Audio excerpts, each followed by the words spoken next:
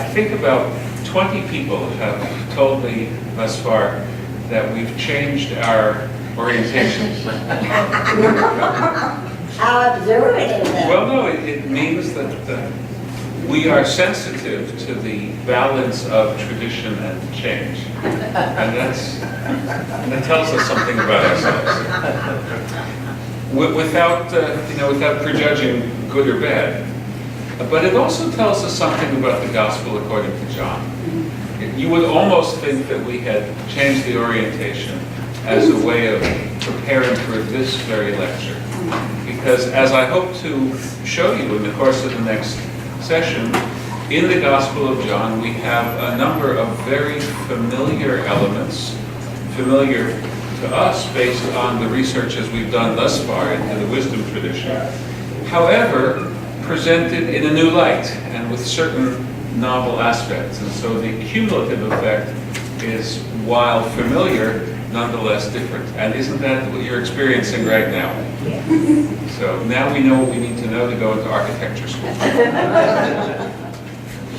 Okay, do you have copies of the New Testament in hand? Because we're going to be looking at one particular text for the entire session. It's worth it for us to hear the text and get it solidly in our consciousness. Would anyone care to read for us the first 18 verses of the Gospel according to John? Does someone have it handy? I've got some Bibles here we can hand out. Oh, all right. So while we're distributing the Bibles, I'll just, in a sec, after everyone has it in hand. But thank you, Vicki. We have some teen study Bibles, so that when you're That's good. That's good. anyone over here? Study should then. Can you hear me? No. Can you hear me now? Oh, yes, I hear you. I'm not doing someone doing something like that. A word about terminology. I think most people know this, but the person who doesn't know it and is embarrassed not to ask, I feel for such person. We commonly refer to the four Gospels as the synoptic Gospels, and then the fourth Gospel. So a little bit of advanced mathematics will lead you to realize that there are three synoptic. Why are they called synoptics? Not because they deal with sin. It's not that sin. It's the SYN, like the SYM of symphony. Or, yes. Optics, eyes. You can print these three Gospels in parallel columns, highlighting exactly the overlap that you mentioned. And because you can take them in a glance, because of that printing convention, they're called visually able to be taken in at a glance, or in one word, synoptic. The fourth Gospel, which is the Gospel according to John that we're going to be looking at today, does not correspond to those. That elementary typographical maneuver has given rise to 2 centuries of fascinating scholarship about what is the relationship amongst these Gospels. Is there a common source for all of them? Is there a common source for the 3 and not for the 4th? What shall we make of the divergences? Are some or is the other more authentic? Are they 2 different looks at the same chandelier, etc., etc.? 2 whole centuries of fascinating scholarship on that, and we're not going to do that this morning. But you should know that it exists, because what we're going to do is going to take up all of our time. William, would you lead us in our reading? Or Sure. Vicky actually, Vicky volunteered to read, but we may want to get some first impressions after that. Sure, so we're doing the first 18 verses, is that right? What we said? First 18 verses. So go ahead and, if you do have a Bible, follow along. If not, just listen carefully, and then we're going to take a look at those a bit. So go ahead and read the first 18 for us. In the beginning was the Word, and the Word was with God, and the Word was God. He was in the beginning with God. All things were made through him, and without him nothing was made that was made. In him was life, and the life was the light of men. And the light shines in the darkness, and the darkness did not comprehend it. There was a man sent from God whose name was John. This man came for a witness, bear witness of the light, that through him that all through him might believe. He was not that light, but was sent to bear witness of that light. That was the true light, which gives light to every man coming into the world. He was in the world, and the world was made through him, and the world did not know him. He came to his own, and his own did not receive him. But as many as received him, to them he gave the right to become children of God, to those who believe in his name, who were born not of the blood, nor of the will of the flesh, nor of the will of man, but of God. And the Word became flesh, and dwelt among us, and we beheld his glory, the glory as of the only begotten of the Father, full of grace and truth. John bore witness of him, and cried out, saying, This is he of whom I said, He who comes after me is preferred before me, for he was before me. And of his fullness we have all received, and grace for grace. For the law was given through Moses, but grace and truth through Jesus Christ. No one has seen God at any time, the only begotten Son, who is in the bosom of the Father. He has declared him. Good, thank you. Thank you. Before we jump into what Rabbi Tanitz has in your notes for you, I want us to look at something just briefly in this prologue to John's Gospel here. Take a look, if you have a Bible in front of you, take a look at the first 5 verses. Okay, so in the beginning was finish that. Word. Okay? And the Word was with God, and the Word was God. All throughout these first 5 verses, do you notice what is conspicuously absent? There's something that's not in these verses. It's there because we know it's there, but he doesn't explicitly state it. Who? Jesus. Yeah, he doesn't say in the beginning was Jesus, and Jesus was with God, and Jesus was... He doesn't say that, right?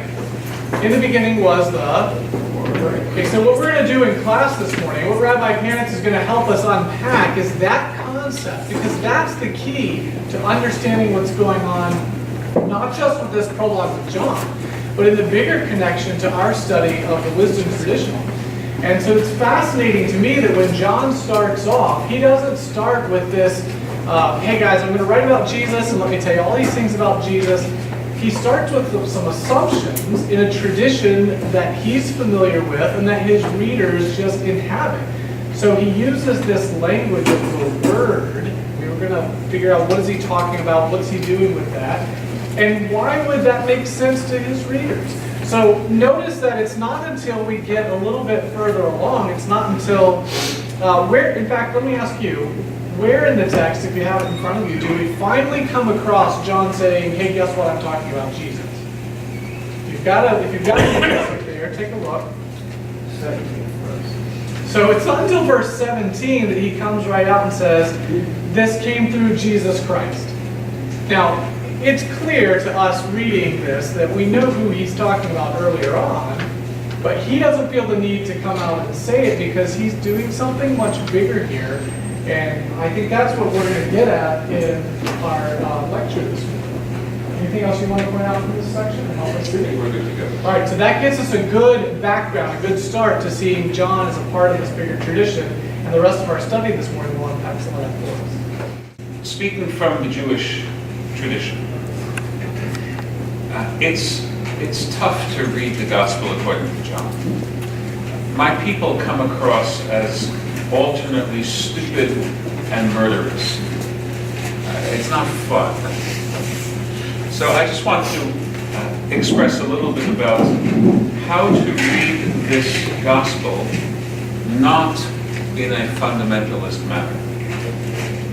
So there are 2 basic moves that I want to describe. The first is that which is done by many contemporary Christian scholars.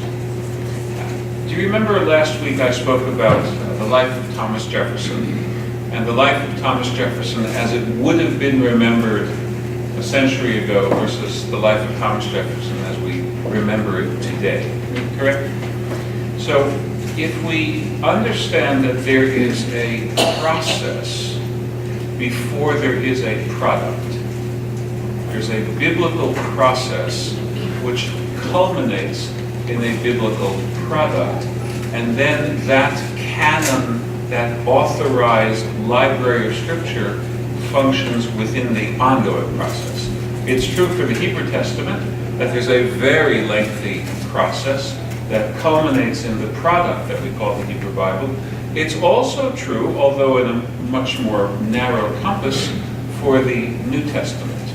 There are several decades or a couple of generations from the events as witnessed and as experienced to the texts that we now have. So contemporary Christian scholars have looked at the record of tension between Jesus and individual or parties amongst the Jewish people in the Synoptics, or simply against the Jews in the fourth gospel, as a signpost of the increasing distance between the faith communities towards the end of the first Christian century.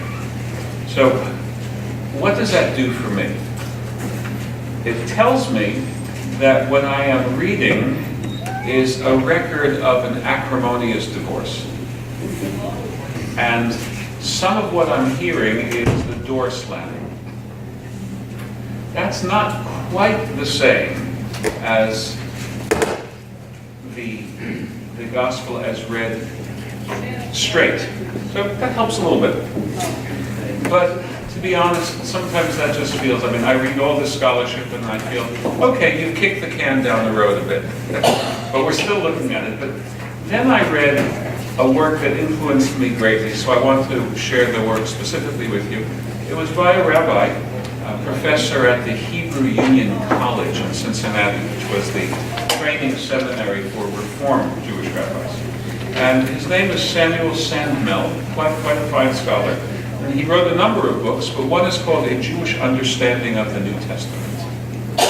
So, in his lengthy chapter on the Gospel according to John, he speaks frankly about the difficulty for a Jew of reading it, but then he has some interesting ways of reframing that particular difference without minimizing it. He says that both the rabbis, the earliest rabbis, are contemporaneous with the reduction of the Gospels to writing.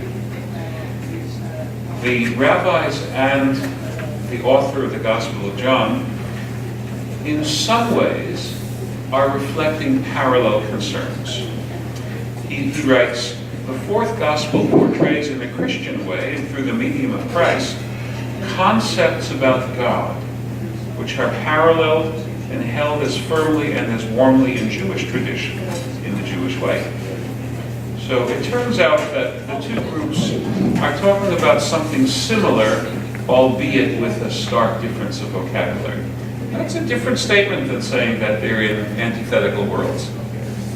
And Sandmel concludes his discussion by saying, the common motif to be discerned in the essence of Judaism and of Christianity, as expressed in the fourth gospel, is the concern of God for man. We would say humans, because we live in a different generation in terms of the use of English, but the divine-human relationship is characterized by God's concern for us, deep concern, passionate concern for us. That's found abundantly in the fourth gospel. It's also found in Rabbinics, and it's a nice way to reframe the connection between the fourth gospel and Judaism, so that it's not simply seen in starkly adversarial terms. So I wanted to mention that first, even though we now move to a different subject.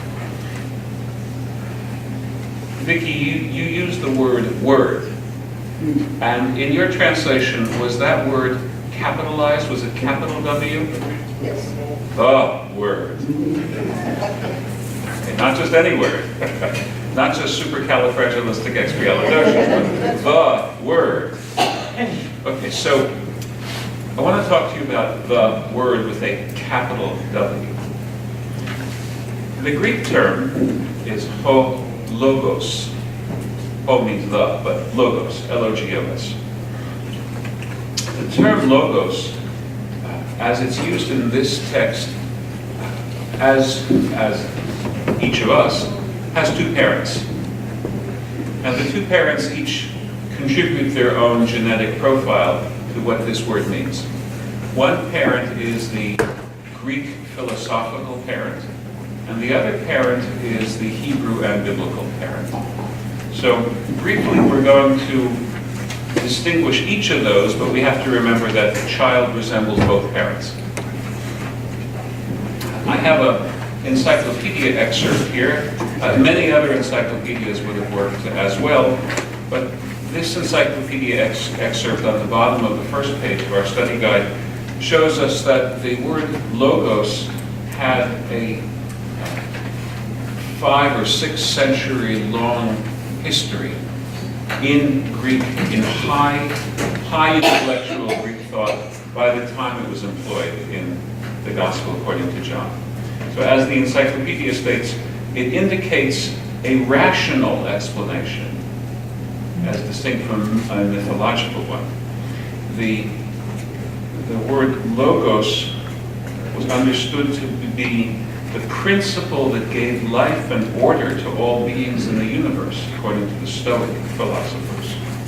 Logos exists in the universe. It also exists in the human soul. You're familiar with the idea that the human is a microcosm of the entire universe. It's almost like a fractal of the universe. So we have this rich history of the Greek term logos. I'm not going to spend too much time on it now because we're investigating ultimately the biblical wisdom, but know that there's a lot that can be said about logos in the Greek parentage of the term. Turning to the Jewish parentage of the term logos, the Hebrew Bible was translated into Greek by the Jews of Alexandria about 2 centuries before the beginning of the Christian era. There is, by the way, a charming story that attributes the translation to one of the Hellenistic kings of Egypt, one of the Ptolemaic kings, because we wanted to really, like King James, that sort of thing. He really wasn't the king himself who translated it. So the story contends that it was a miraculous translation because 70 scholars working in 70 rooms, closeted by themselves, came up with the word-for-word identical translation, and that, my friends, is a miracle. Yeah. I can tell you that 70 scholars agreeing word for word is absolutely a miracle, and 70 rabbis, certainly a miracle. I don't even always agree with myself. So the Greek-speaking Jews of the Hellenistic world used their Greek Bible the way most of us in this room use the English language. That's their Bible. Okay. But very few of them could compare it with the Hebrew. That's not true, by the way, of those Jews who use the Aramaic translation of the Bible, and we'll come to that later. But for those who use the Greek translation of the Bible, their Bible was known to them and cherished by them in the Greek version. So where do we see the word logos in the Greek rendition of the Hebrew Bible? We see it hundreds of times, and generally it refers to the Hebrew word davar, D-V-H-R, davar.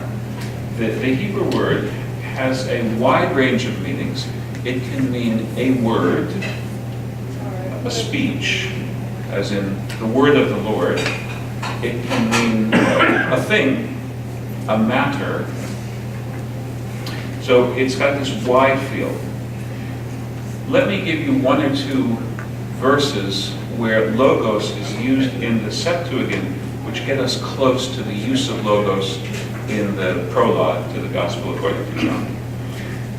In chapter 32 of Deuteronomy, Moses gives a song telling the Israelites that he's calling heaven and earth to witness that their covenant with him is decisive and will be decisive for their national destiny.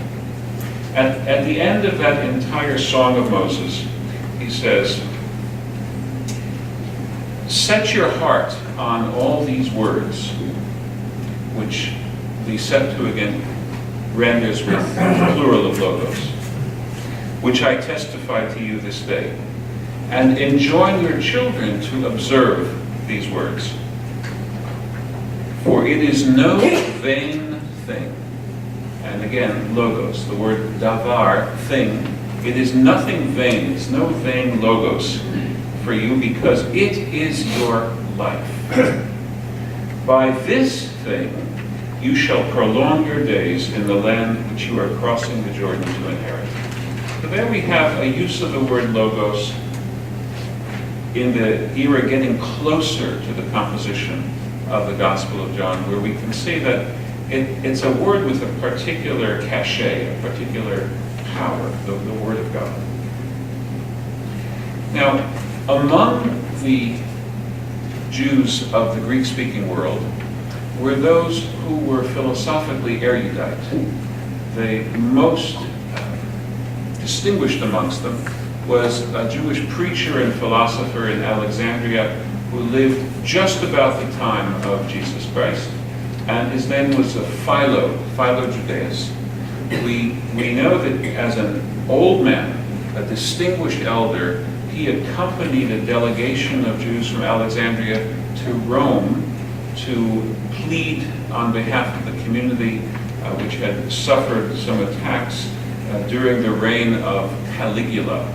And the successor of Caligula, Claudius, reconfirmed the privileges of the Jewish community of Alexandria. So Philo was a man who also had practical leadership of the community, but we know him today mostly because of his sermons and his philosophical interpretations of the Bible.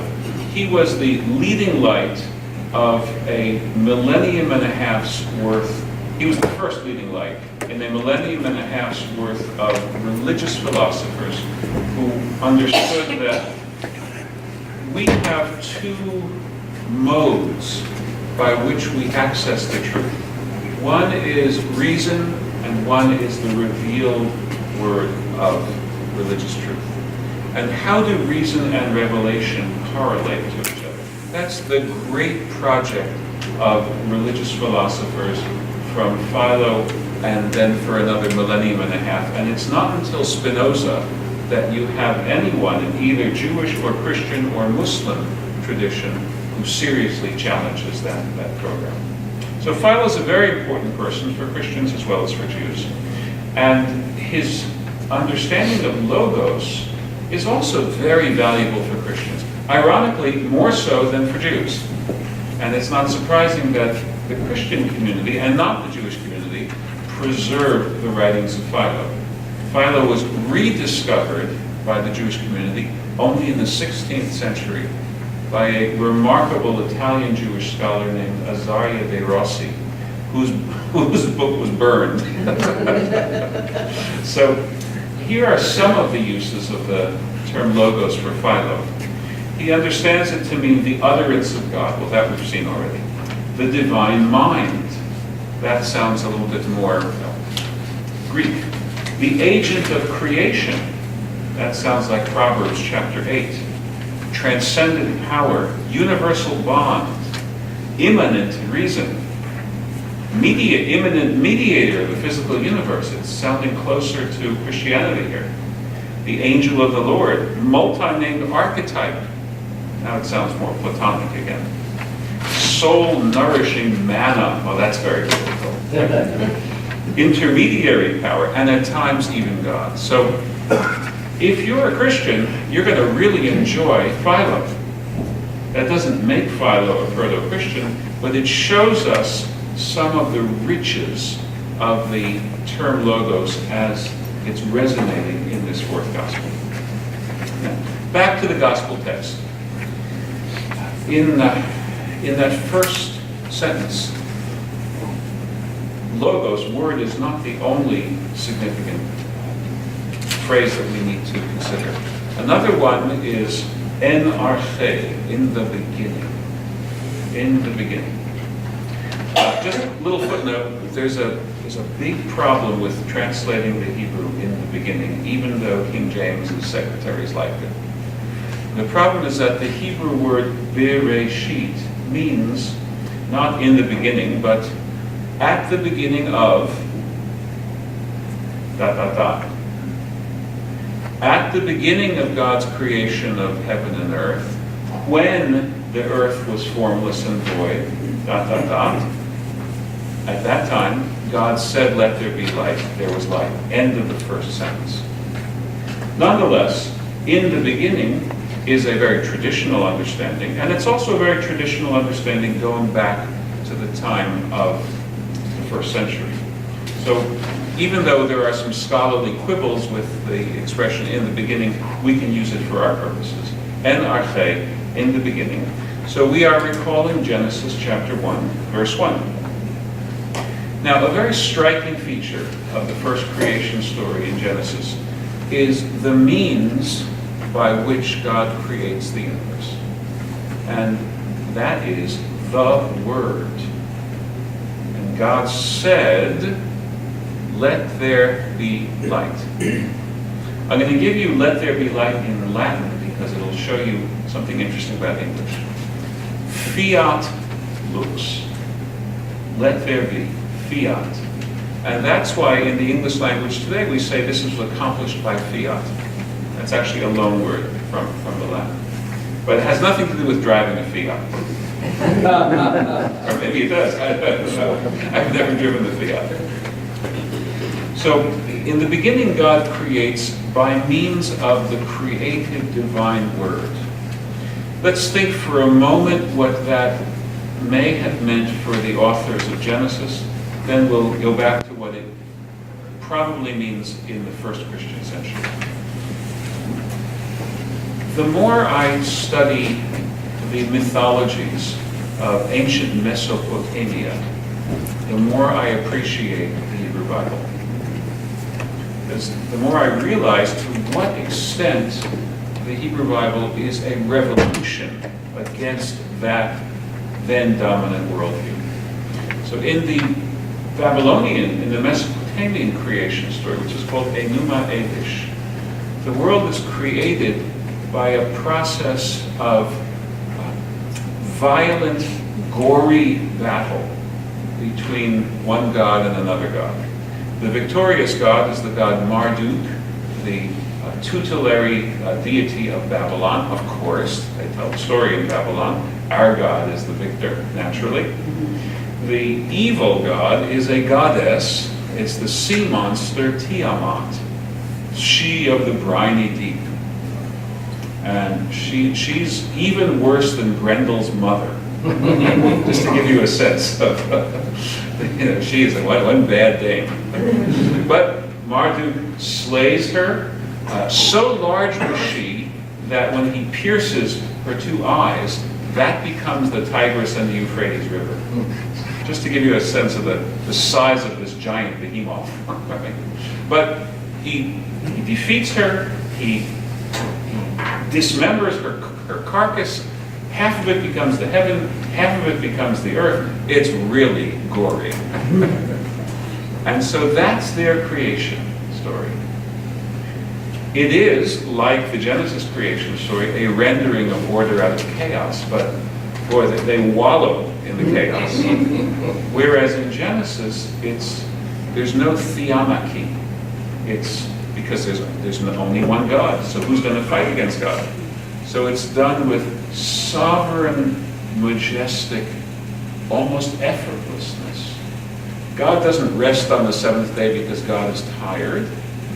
God rests on the seventh day in order to sanctify the completed work of creation and to give you a divine paradigm so that you may ennoble your life and sanctify your life by resting on the Sabbath. So that's what God spoke the world into being, he probably meant 1,000 years before the Gospel of John. But when we're looking at the Gospel of John, then the Word is going to function with all of the other resonance that we've already picked up in studying the term logos. So putting together the biblical and the Hellenistic components, we emerge with a sense of logos as God's creative word. Now I want to give you a rabbinic parallel, which I think is especially appropriate for understanding the Gospel according to John. This is the very, you don't have this in hand. You have a one paragraph synopsis of it as number 6 on the study guide. This is the first paragraph of the larger rabbinic commentary to the book of Genesis. Rabbi Hoshaya commenced his exposition. A rabbinic exposition, I don't know how long you think a good sermon runs. 10 minutes. My homiletics professor at seminary told me that he pursued the oil well theory of preaching. Rabbi Blustrom, a wonderful man, told me that if you don't hit pay dirt in 12 minutes, you should, quote, quit boring. That was his theory of preaching. That was not the original rabbinic notion of preaching, any more than it was the Puritan notion of preaching. When you went for a rabbinic sermon, you packed your lunch. And typically, a sermon about the Pentateuch would begin way out there in the sacred writings, and then it would wander back towards the prophets, and then after having sojourned there for a bit, it would finally make its home in the law. And part of the artistry was thinking, how's he going to do it? How's he going to get from this so seemingly unrelated verse to what he wants to talk about? So that's part of the art. It reminds me of when I was at the Ebenezer Baptist Church, this famous church in Atlanta, and there was a new pastor who was auditioning. This isn't just any pulpit. This is where Dr. King was pastor. So you better be good if you're going to be preaching there. So the fellow was talking about how the widow's oil flask never ran out completely. It was never full, but it never ran out. And the bottom line was, give to your church and you won't go broke. That was his sermon. But he gets to this sermon, this verse about the widow's flask. He says, now friends, I need to expound this text for a bit. Someone stands up and says, Pastor, you can park here all day. That's the kind of interactive preaching that's not part of my experience, but I love it when I get to witness it. So in this sermon, we have just a little bit of it left. The rabbi wants to talk about, in the beginning, God created the heavens and the earth. So what does he start with? He starts with Proverbs chapter 8. Not surprisingly, because that's what we've been connecting. So, thus was I by him, says wisdom, as Ammon, that's the Hebrew word. So then the rabbi says, Ammon is translated into various translations. It can mean tutor, it can mean covered, it can mean hidden, it can mean great. And then finally he gets to say, another interpretation, Ammon is Uman, I am the artisan, I'm the workman. The Torah declares, I was the working tool of the Blessed Holy One. In human practice, when a mortal king builds a palace, he builds it not with his own skill, but with the skill of an architect. The architect, moreover, does not build it out of his head, but employs plans and diagrams to know how to arrange the chambers and the wicket doors. Thus God consulted the Torah and created the world. While the Torah declares, in the beginning God created, beginning refers to the Torah, as in the verse, Proverbs 8:22. The Lord made me as the beginning of his way. So that Hebrew word, reshit, beginning, that connects us from Proverbs 8 to Genesis 1. That's what's going on in a Christian sense, parallel to the rabbinic sense of the beginning in the opening words of John, En Arche. So what we see here is that there's a kind of a notion of paradigmatic form.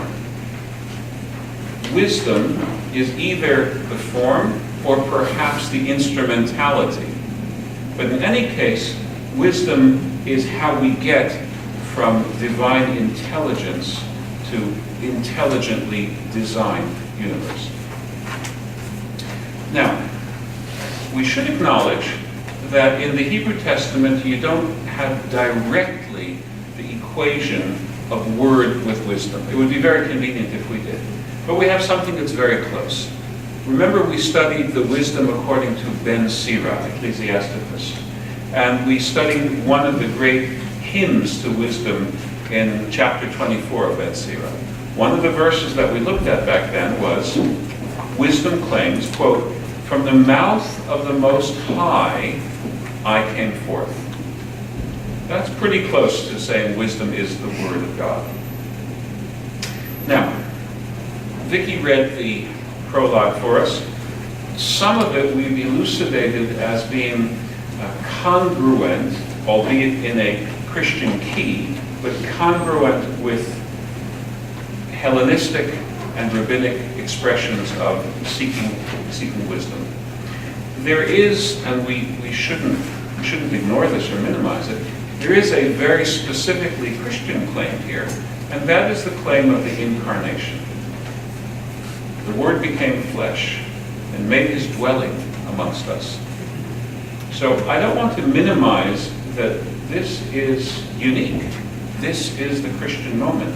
But I nonetheless want to show you the broader Jewish and rabbinic fellow travelers with which this is traveling.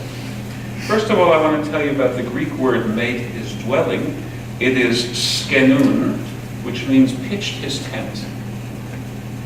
So the word pitched his tent amongst us. Isn't that an interesting thought?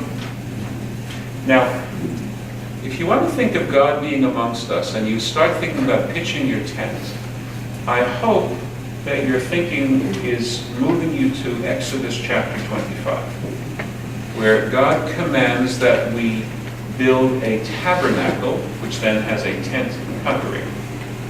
And the key verse is chapter 25, verse 8. V'asuli mikdash v'shachari b'tocham. Let them build for me a mikdash, a sanctuary, a consecrated place, and I will dwell among them. Notice it doesn't say I will dwell in it. There's actually a theological problem with the famous phrase, God is in his holy temple, that we're about to unpack. But I will dwell among them is very biblical. Now, there are different ways of addressing this. There's actually a paradox here that the Bible states, the Bible solves in different ways. The rabbis solve in a particular way, and the gospel author is solving in his way too. The problem is that which is stated very simply in 1 Kings chapter 8, verse 27, when Solomon is dedicating the temple.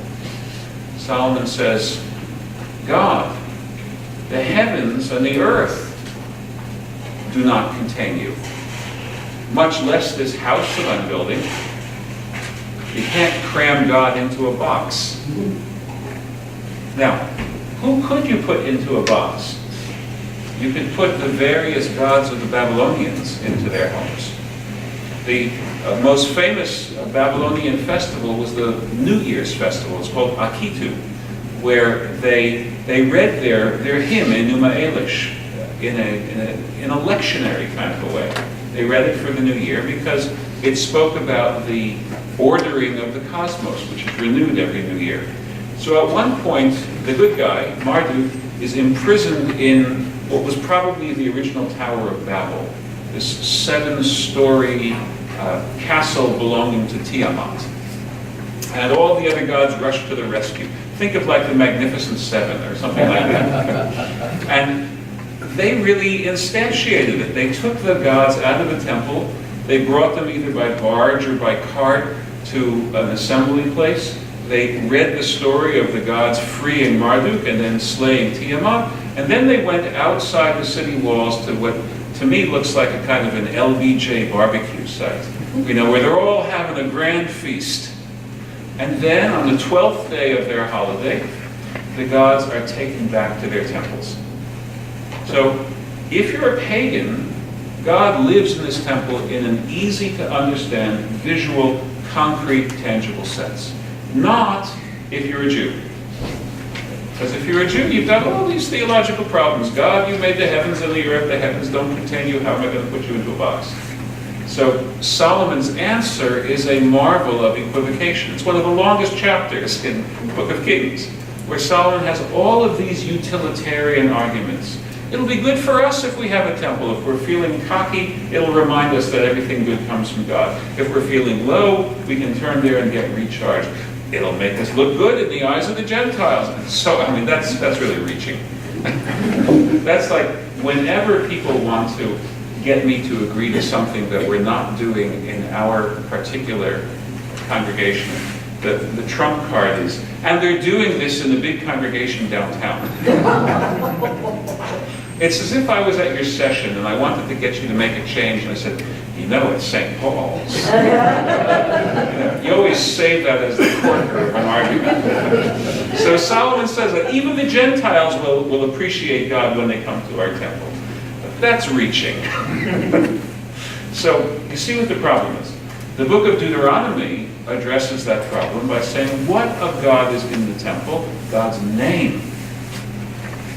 So in Deuteronomy chapter 12, where it says, don't worship God on every high hill and under every leafy tree the way the Canaanites do.